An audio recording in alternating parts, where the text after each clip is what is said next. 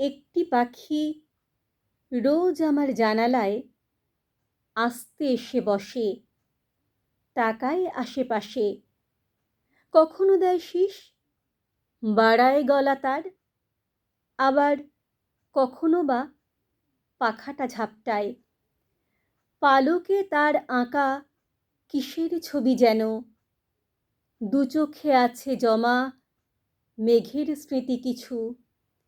নদীর স্বপ্নের জলজ কণাগুলি এখনো তার ঠোঁটে হয়তো গচ্ছিত।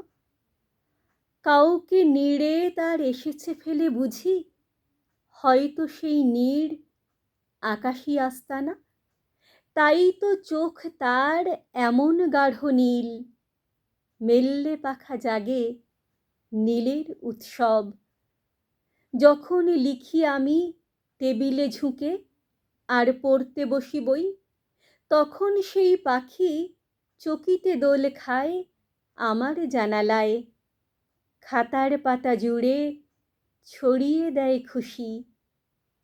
আমার মৃত্যুর পরেও যদি সেই সুনীল পাখি আসে আমার জানালায়, আমার মৃত্যুর পরেও যদি সেই সুনীল পাখি আসে আমার জানালায়, আবার শীষ দেয়, আমার বই খাতা যদি সে ঠোকরায়, দিও না বাধা তাকে। আমার বই খাতা যদি সে ঠোকরায়, দিও না বাধা তাকে।